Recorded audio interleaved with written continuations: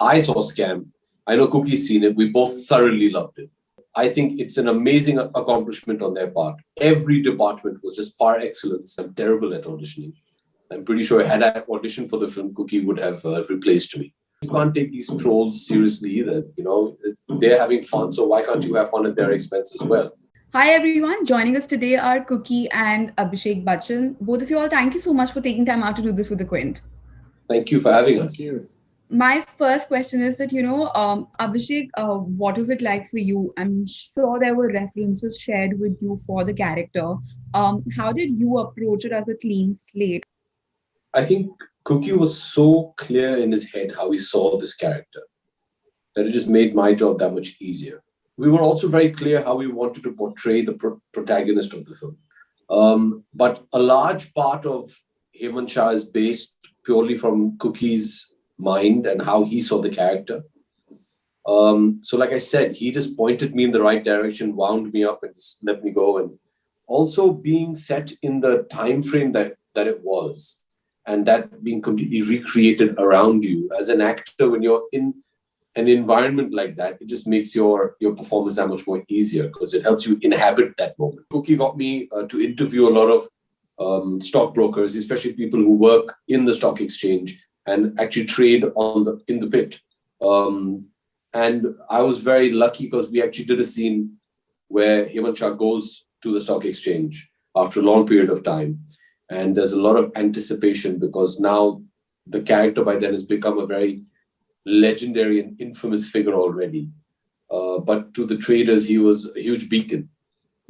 And the scene as I walk in and this pin drop silence, because they're not really sure what he's going to do, what he's going to say, how he's going to react. And he just tells them to start trading. And it was a wonderful scene. And only after we did the first shot did Cookie actually come to me and say, all the traders that are acting, there were a few hundred of them. He said, they're all actual stockbrokers from the 1980s. So he had actually found stockbrokers and people who traded on the floors of the stock exchange from the 80s and 90s and got them. And, after backup, we stayed back, we spoke to a lot of them. The first thing that really stood out to me is when I walked into the set, because obviously we had to recreate it.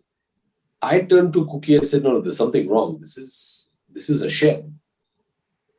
So he said, yeah, it used to be a shed. I said, no, it's the stock exchange. There are all these electronic boards and, all this high funda stuff. But actually, what a lot of people don't know is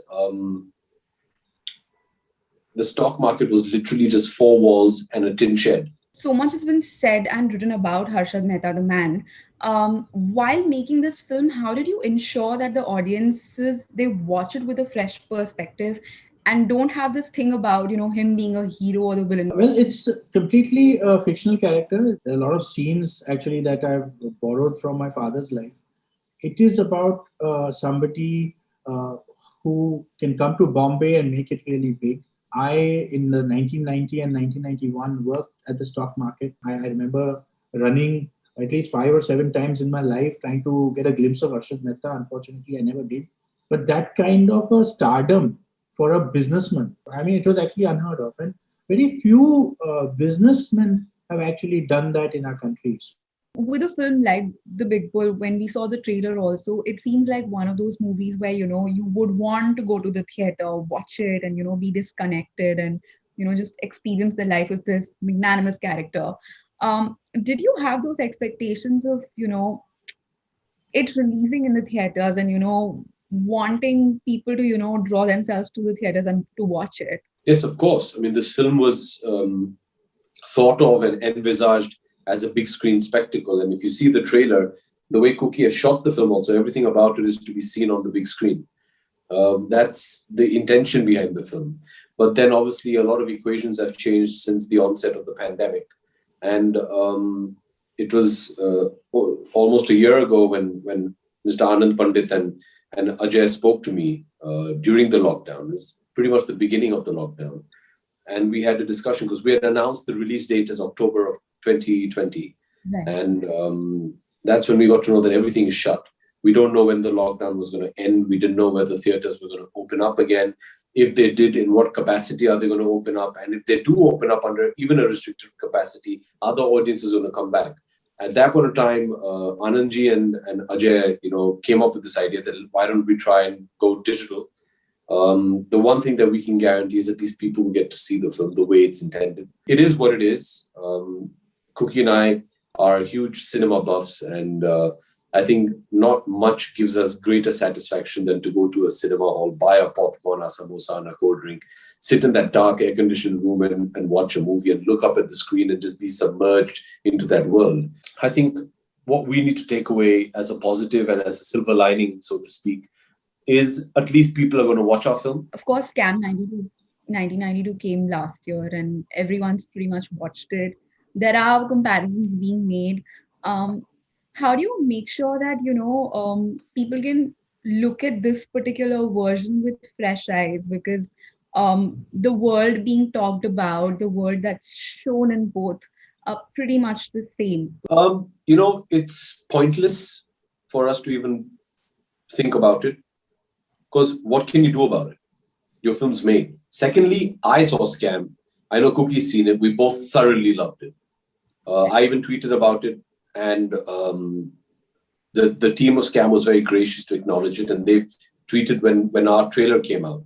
And I think it's an amazing accomplishment on their part. Every department was just par excellence, and I really, really enjoyed it. I was also relieved to a certain extent because it also clarified that our film is actually very different from Scam. The screenplay style, the narrative style is very, very different. I read somewhere that Ajay Devgan was the one who suggested Abhishek for the main lead. How did that happen? And was there an audition process involved? I'm just curious. No, there was no auditioning involved. Ajay called me in early 2019, I think January or February, and said, I've heard the script, I'm going to be producing it. I'd like you to hear it. I'd love for you to do it.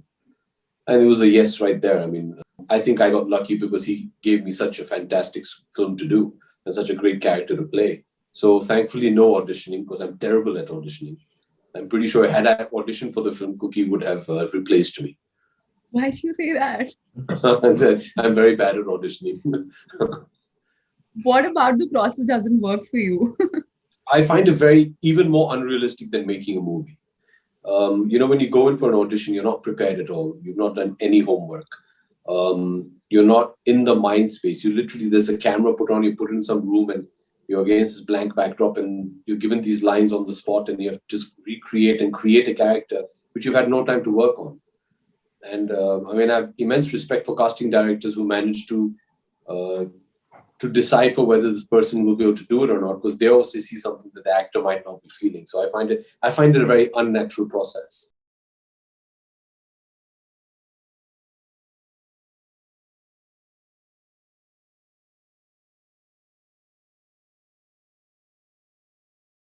Recently, you chose to reply to a troll. Just want to understand from you, when is the point when you say that? Because I'm sure a lot of people tweet at you or, say things. When is it when you decide that this is something that merits a reply? When I'm bored and I have some time to kill. Really? Yeah, why would you waste your time otherwise, right? What I enjoy about social media is that you have direct access to your audiences, and they have direct access to you. And when you're available on such a platform, you have to be ready to accept the bouquets and the brickbats. Thankfully, the brickbats are far and few. My approach is, look, firstly, you got to take yourself not so seriously. I think we actors also tend to take ourselves way too seriously. You have to learn to laugh at yourself. And if somebody actually cracks a good joke, I actually laugh at it. I find it good, I've always had a sense of humor about this kind of stuff.